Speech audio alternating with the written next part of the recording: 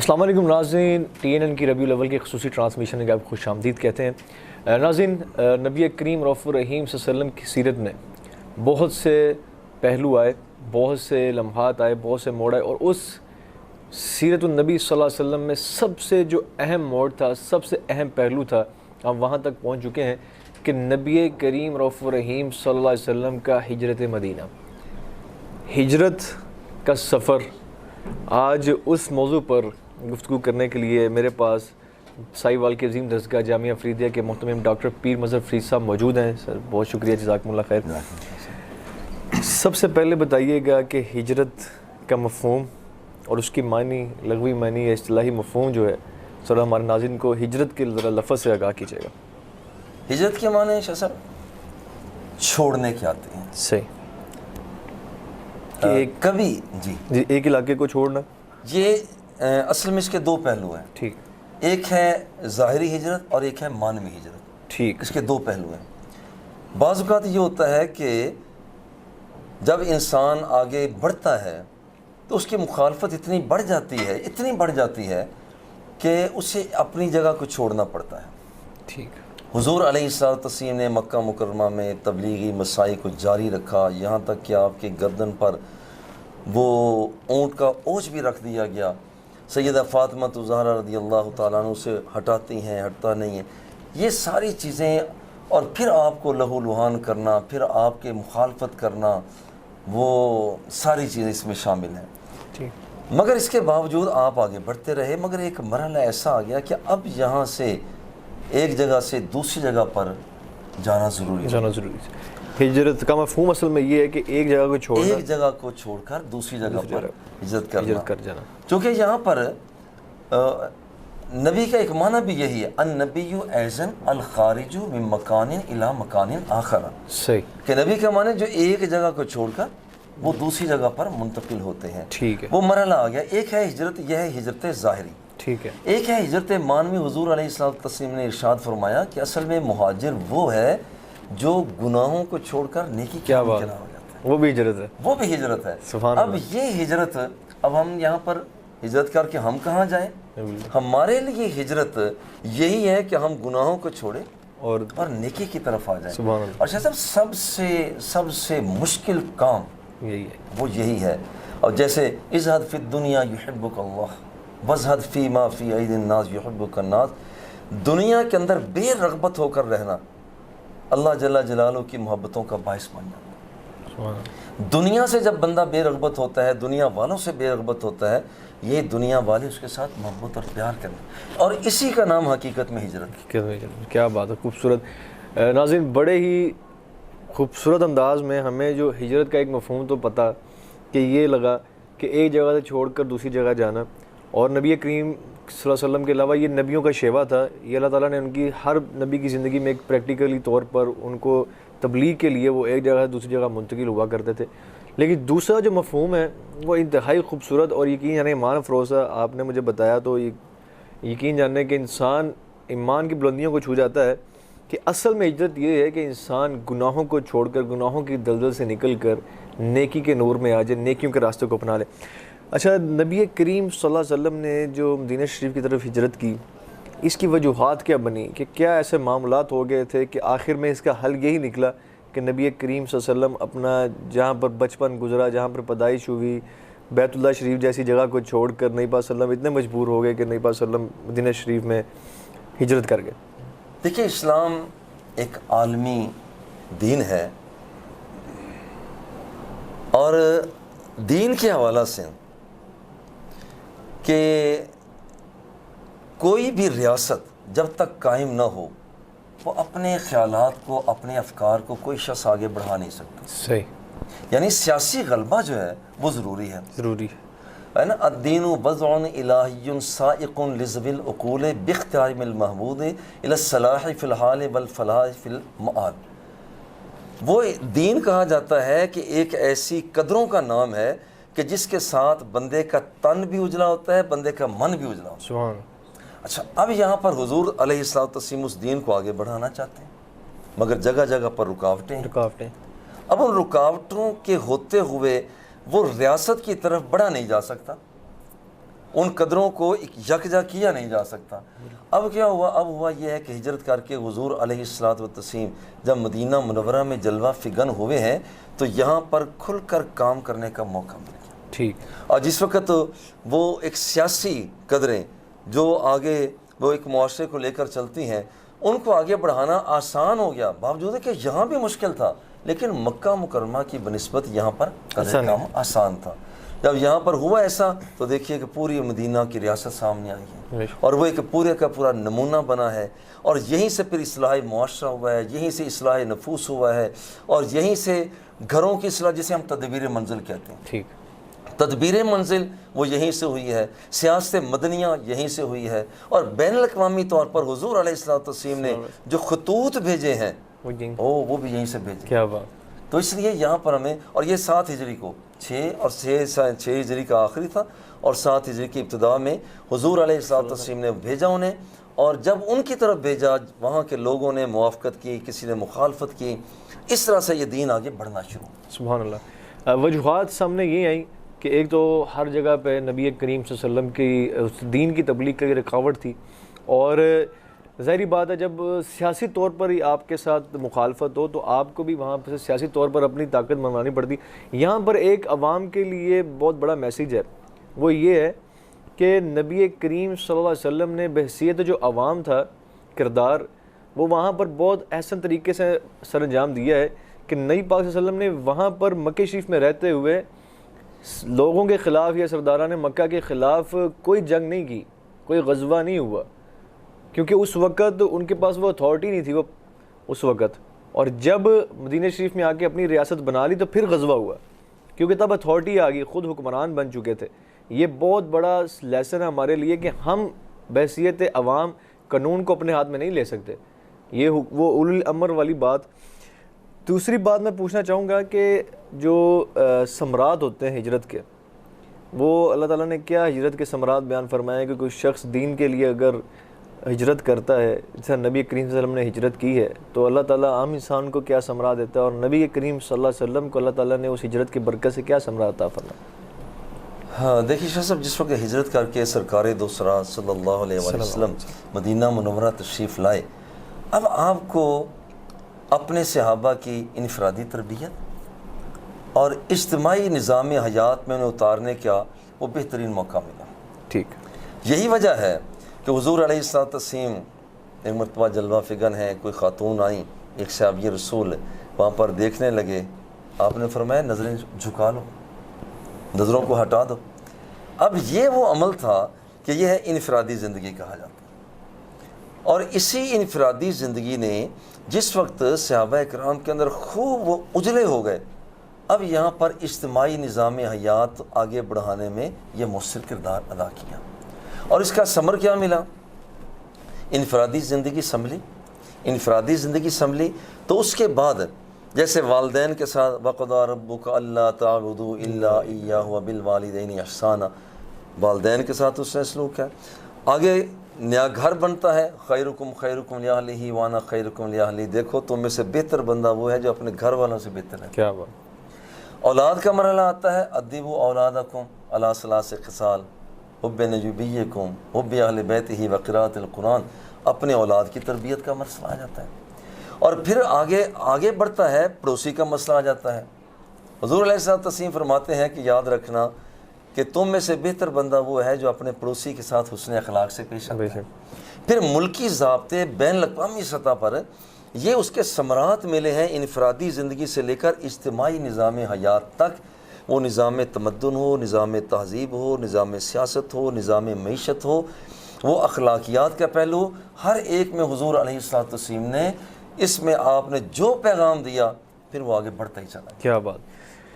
ہمیں نبی پاک صلی اللہ علیہ وسلم کی سیرت سے، ہجرت میں سے جو ثمرات نظر آتے ہیں وہ یہ ہیں، اور بڑا خوبصورت انداز میں ڈاکٹر صاحب ہمیں بتا رہے تھے کہ انفرادی طور پر تربیت کر کے جب ہر ایک کی انفرادی طور پر تربیت ہو گئی تو پھر اجتماعی زندگی خوبصورت سے خوبصورت ہوتی گئی، اور انسان جو ہے ان کا تمدن، ان کی تہذیب قائم ہوتی گئی، اور بڑے احسن انداز سے یہ ساری چیزیں وقت کے ساتھ ساتھ چلتی رہیں۔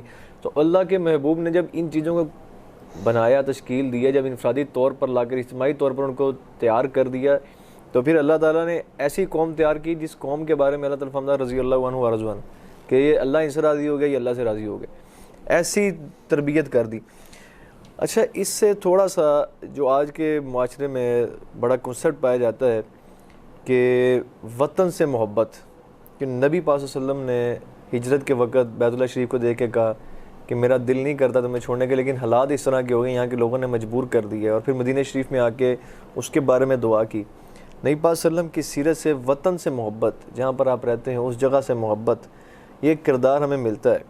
لیکن آج کے لوگ اکثر سوال اٹھاتے ہیں کہ یہ شاید شرک کی مبنی آیت ہے کہ آپ مٹی سے محبت کر رہے ہیں یا لینڈ سے آپ محبت کر رہے ہیں، تو یہ کچھ لوگ اس کو شرک کے کنسیپٹ میں بھی لے کے ہیں۔ تھوڑا سا اس حوالے سے ہمیں گاہ کیجیے گا کہ نبی کریم صلی اللہ علیہ وسلم کی سیرت میں وطن سے جو محبت ہے، حالانکہ آپ نے ہجرت کی، جس طرح ہمارے آباء و اجداد ہندوستان سے ہجرت کر کے اس پاکستان میں آئے، تو تھوڑا سا آگاہ کیجیے گا اس حوالے سے کہ وطن سے محبت اس کی شرعی حیثیت کیا ہے؟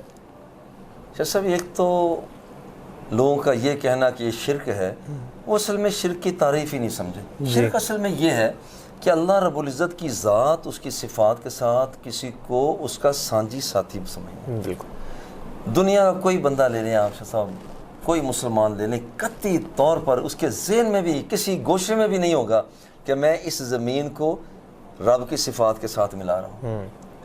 تعظیم اور چیز ہے، شرک اور چیز ہے۔ جی، اور حضور علیہ السلام نے جیسے مکہ مکرمہ سے آپ محبت فرماتے تھے، درمیان میں چونکہ ربیع الاول کا موسم ہے یہ بھی ذکر کروں، اگر حضور محبت فرماتے تھے، خود حضور فرماتے ہیں انی لعارف حاجرا بمکہ کان یسلم علی قبل ان ابعث، اگر سرکار مکہ سے محبت کرتے ہیں تو مکہ کی سرزمین بھی حضور سے کیسے محبت کرتی ہے؟ حضور فرماتے ہیں ابھی میں نے اعلان نبوت نہیں کیا تھا، میں جا رہا ہوتا تھا تو وہاں پر پڑے ہوئے پتھر بھی مجھے مصطفیٰ کو سلام پیش کیا۔ سبحان اللہ، سبحان اللہ۔ اچھا، اب یہ ہے ریٹرن اس کا۔ اور دوسری بات یہ ہے کہ حضور علیہ السلام مدینہ منورہ میں جلوہ فگن ہوئے اور دعا کی، یا اللہ جو برکتیں تو نے مکہ مکرمہ میں عطا فرمائی ہیں اس کی 2 چند برکتیں ہمیں مدینہ میں عطا کر۔ سبحان اللہ۔ اچھا، یہاں سے ایک طبقہ کہتا ہے کہ اس سے مراد ہے 2 چند برکتیں دے دے وہ 4 گنا بن جاتی ہیں، بعض نے کہا کہ نہیں، اس کے وہ 3 گنا بن جاتی ہیں، 3 گنا ہوں یا 4 گنا ہوں، تو اس کا مطلب جو کچھ اللہ جل جلالہ نے حضور علیہ السلام کو مکہ مکرمہ میں اعزازات عطا فرمائے، وہ مدینہ منورہ میں آ کر اور بھی زیادہ برکتیں بڑھ گئی، برکتیں ہی برکتیں بڑھ گئیں۔ سبحان اللہ۔ اور پھر فرمایا کہ کچھ لوگ مدینہ منورہ سے اس لیے جا رہے تھے کہ یہاں کی آب و ہوا کو اتنی اچھی نہیں ہے، آپ نے فرمایا المدینۃ خیر لہم لو کانوا یعلمون، کاش کہ انہیں پتہ چل جاتا کہ مدینہ چیز کیا ہے۔ سبحان اللہ، سبحان تو اللہ۔ اس نے کہا، اور یہ ہے وطن کی محبت، یہاں تک کہ جب آپ سفر سے واپس آتے تو جیسے ہی مدینہ منورہ کے آثار نظر آنا شروع ہوتے ہیں آپ اونٹنی کو زیادہ دوڑاتے ہیں کہ جلدی ہے، جلدی سے تاکہ جائے۔ سبحان اور اللہ۔ پھر یہ ہے کہ آپ پہلے وہ مدینہ منورہ پہنچنے سے پہلے آپ ایک جگہ پر رک جاتے اور پھر مدینہ والوں میں اعلان ہو جاتا کہ بھئی اب وہ قافلہ آ رہا ہے، پھر وہ حضور علیہ السلام کو پیار کے ساتھ والہانہ انداز میں ساتھ وہ آپ کا استقبال بھی کیا۔ سبحان اللہ، سبحان اللہ۔ ناظرین، وطن سے محبت یہ نبی کریم صلی اللہ علیہ وسلم کی سنت ہے۔ مجھے ایک واقعہ یاد آ رہا ہے، وہ یہ کہ جب نبی کریم صلی اللہ علیہ وسلم مدینہ شریف پہنچے تو وہاں کی آب و ہوا میں اور مکہ شریف کی آب و ہوا میں کافی خاصا فرق ہے۔ تو نبی کریم صلی اللہ علیہ وسلم کو بخار ہوا تو آپ کے خادم مؤذن رسول حضرت بلال رضی اللہ تعالیٰ عنہ آپ کو دبا رہے تھے، اور ان کو نبی پاک صلی اللہ علیہ وسلم کی اس بیماری یا بخار کی کیفیت کو دیکھ کر تکلیف ہوئی، اور انہوں نے غصے میں آ کر جو سرداران قریش تھے یا سرداران مکہ تھے ان کو برا بھلا کہنا شروع کر دیا غصے سے کہ ان کی وجہ سے نبی پاک صلی اللہ علیہ وسلم نے ہجرت کی ہے اور نبی پاک صلی اللہ علیہ وسلم اس بیماری میں، اس بخار میں، اس تکلیف میں مبتلا ہو گئے ہیں۔ تو نبی پاک صلی اللہ علیہ وسلم مسکرائے اور اللہ تعالیٰ سے دعا کی کہ یا اللہ ہمارے دلوں میں جس طرح مکہ شریف کی محبت ہے ویسی مدینہ شریف کی محبت ڈال دے، بلکہ آگے اس حدیث میں الفاظ ہیں، اشد لفظ ہے آگے اس حدیث کے اندر کہ مکے سے بھی زیادہ مدینہ شریف کی محبت ہمارے دلوں میں ڈال دے، کیونکہ ہمارا مسکن اب یہ ہے۔ تو اسی طرح جس طرح ہم لوگ، ہمارے آباء و اجداد ہجرت کر کے، ہمارا پہلے وطن جو بر صغیر تھا وہاں تھا، پھر ہم ہجرت کر کے اس پاکستان میں آ چکے ہیں، اب ہمارا وطن، ہمارا مسکن پاکستان ہے، ہمیں اس وطن سے محبت کرنا یہ نبی کریم صلی اللہ علیہ وسلم کی سنت اور سیرت سے ثابت ہے۔ صاحب ایک میں تھوڑا سا ایک اور ذکر کر دوں، دلچسپی سے خالی نہ ہوگا. حضور علیہ الصلوۃ والتسلیم مدینہ منورہ سے محبت فرماتے ہیں. بے شک. ایک موقع پر حضور علیہ الصلوۃ والتسلیم احد پہاڑ پہ جلوہ فگن ہوئے. اب ریٹرن کیا ملتا ہے؟ اگر حضور محبت فرماتے ہیں تو چیزیں کیسے محبت کرتی ہیں؟ حضور تشریف لے گئے، حدیث پاک میں آتا ہے کہ پہاڑ حرکت میں آ گیا، اور میں پیار سے کہا کرتا ہوں کہ وہ اچھلنے لگا کہ میرے خوشی میں کہ میرے آقا آ گئے ہیں. حضور نے فرمایا احد یحبنا ونحبہ. سبحان اللہ. احد پہاڑ ہم سے پیار کرتا ہے اور ہم احد پہاڑ سے پیار کرتے ہیں. سبحان اللہ، سبحان اللہ. یہ ٹرن ہے. نبی کریم صلی اللہ علیہ وسلم اب ہجرت کر کے اور حضرت ابوبکر صدیق رضی اللہ تعالیٰ عنہ جیسے ساتھی کے ساتھ غار ثور میں چھپتے چھپاتے، نبی صلی اللہ علیہ وسلم کو چھپنے میں یہ لفظ نہیں استعمال کرتا ہوتا، کیونکہ نبی جو ہے وہ ایسا نبی ہے کہ اللہ تعالیٰ نے اس کو خاتم النبیین بنا کے بھیجا. نبی کو چھپنے کی ضرورت نہیں تھی، لیکن نبی صلی اللہ علیہ وسلم نے ہمیں سیرت پیش کی ہے کہ کبھی تمہیں ہجرت کرنی پڑے، دشمنوں کا معاملہ ہو، تو تم لوگوں نے کس طرح سے ہجرت کا سفر کرنا ہے. وہ ہمارے لیے ایک سبق تھا، وغیرہ نبی کو چھپنے کی ضرورت نہیں تھی. نبی صلی اللہ علیہ وسلم اللہ تعالیٰ دعا کرتے تو اللہ تعالیٰ راتوں رات کے کچھ حصوں میں نبی صلی اللہ علیہ وسلم کو اسراء اور معراج کی سیر کروا سکتا تو مکہ شریف سے مدینہ شریف بھی پہنچا سکتا تھا. لیکن وہ صحبتیں سفر کی اور تکالیف ہجرت کی وہ ہمارے لیے نبی صلی اللہ علیہ وسلم برداشت کی کہ کل کے تمہیں اگر ہجرت کرنی پڑے اور دشمنوں کا وار ہو تو تمہارا کردار کس طرح کا ہونا چاہیے. تو نبی کریم صلی اللہ علیہ وسلم جب مدینہ شریف کے قریب پہنچ گئے تو مدینہ کے لوگوں نے نبی صلی اللہ علیہ وسلم کا جو والہانہ استقبال کیا. تھوڑا سا اس منظر کو ذرا پیش کیجیے گا تاکہ ہمارے جو ناظرین ہیں اس منظر کو سوچ سکیں، اس کی لذت کو محسوس کر سکیں. اللہ اکبر. شاہ صاحب یہ منظر عجیب منظر تھا. بے شک. مکہ مکرمہ سے جب مدینہ منورہ جلوہ فگن ہوئے ہیں حضور علیہ الصلوۃ والتسلیم، تو بچے بچیاں چھوٹے بڑے بغیر کسی تفریق کے حضور علیہ الصلوۃ والتسلیم کے استقبال کے لیے نکلے ہوئے ہیں. طلع البدر علینا، وہاں پر یہ ترانے پڑھے جا رہے ہیں، وہ ہمارے حبیب آ گئے ہیں، ہمارے مصطفیٰ آ گئے ہیں. اور لطف کے صحیح مسلم کی روایت جو ہے فصعد الرجال والنساء فوق البیوت وتفرق الغلمان والقدم فی الطرق فینادون یا محمد یا رسول اللہ. مرد چھتوں پہ چڑھے ہوئے ہیں، عورتیں چھتوں پہ چڑھی ہوئی ہیں. اب بچے کیا کریں؟ وہ گلی محلوں میں بکھرے ہوئے ہیں. فینادون یا محمد یا رسول اللہ. حدیث پاک میں آتا ہے کہ وہ نعرے لگا رہے تھے یا محمد یا رسول اللہ، یا محمد یا رسول اللہ. اور وہ ہر ایک کی زبان پر حضور علیہ الصلوۃ والتسلیم کی تشریف آوری کے موقع پر حضور کے ترانے جاری تھے. کیا بات، یہ ان کا انداز. کیا بات، کیا خوبصورت انداز تھا. اور یہاں پر مجھے ایک اور چیز یاد آئی کہ جب نبی کریم رؤوف الرحیم صلی اللہ علیہ وسلم نے محبت کا عالم وہاں کے لوگوں کا یہ تھا کہ نبی کریم صلی اللہ علیہ وسلم جب ابو ایوب انصاری رضی اللہ تعالیٰ نے گھر مہمان بن کے ٹھہرے تو ان کا گھر 2 منزلہ تھا اور وہ اوپر والی منزل میں رہتے تھے اور نبی کریم صلی اللہ علیہ وسلم نیچے والی منزل میں رہتے تھے. تو ایک دن ان کو احساس ہوا کہ ہم لوگ نبی کریم صلی اللہ علیہ وسلم کے اوپر چلتے ہیں. ایسی کیفیت عجیب سی بنی کہ انہوں نے آ کے نبی صلی اللہ علیہ وسلم سے عرض کیا اللہ کے رسول یہ میرے سے نہیں ہو پا رہا کہ آپ نیچے ہیں اور میں اوپر بیٹھا ہوں اور میں اوپر چلتا ہوں تو مجھے بڑی تکلیف سی محسوس ہوتی ہے اور میں آپ کے عزت کے منافی یہ چیز سمجھتا ہوں. تو نبی کریم صلی اللہ علیہ وسلم نے ان کو اجازت دی. انہوں نے کہا کہ یہاں پر لوگوں کا آ کے ملنا میرے لیے آسان ہے کہ میں نیچے والی منزل پہ رہتا ہوں تو لوگ آ کے مجھے مل لیتے ہیں آسانی سے. لیکن نبی پاک صلی اللہ علیہ وسلم ان کے محبت پہ ان کے اصرار پہ نبی پاک صلی اللہ علیہ وسلم اوپر والی بلائی منزل پہ شفٹ ہو گئے. یہ کردار تھا اور یہ محبت تھی مدینہ کے لوگوں کی نبی کریم صلی اللہ علیہ وسلم کے ساتھ. اور پھر نبی پاک صلی اللہ علیہ وسلم نے جا کے مواخات وہاں پر انصار اور مہاجرین کا آپس میں بھائی بھائی بنا دیا اور وہاں کے لوگوں نے انصاریوں نے جو کردار پیش کیا وہ آج تک کے مسلمانوں کے لیے بہت بڑا ایک میسیج ہے. اور کہ وہاں کے لوگوں نے اپنی جائیداد میں سے اپنے گھروں میں سے ان مہاجرین کو حصہ دیا، اپنے بھائی بنایا اور ساری زندگی بھائیوں کی طرح وہ لوگ رہے. جیسا ایک بات اور دلچسپی سے خالی نہ ہوگی، حضور تشریف جب لائے ہیں ہر ایک کی خواہش تھی کہ حضور میرے مہمان ہوں اور سب چاہتے تھے کہ وہاں پر نکیل کو تھام لیتے، اونٹنے کی مہار کو تھام لیتے، میرے گھر سرکار تشریف لائیں. آپ نے فرمایا خلو سبیلہا فإنہا مامورۃ من اللہ تعالی. بھئی اس کی مہار کو چھوڑو، اس کی مہار کو چھوڑ دو. کیوں؟ اس لیے کہ اسے رب ذوالجلال کی طرف سے یہ بات ودیت کر دی گئی ہے، جہاں رب ذوالجلال نے چاہنا ہے اس نے وہیں جا کر رکنا ہے. کیا بات. اور پھر یہ ہے کہ یہ جو آپ نے حضرت ابو ایوب انصاری رضی اللہ تعالیٰ عنہ کی بات فرمائی وہ یہ ہے کہ ایک دن اوپر آپ کے پڑا چہار چوبہ پر پڑا ہوا تھا گھڑا، جیسے ہم پنجابی میں کھڑونجی کہتے ہیں. فالق دن کثر حب لنا فنشف.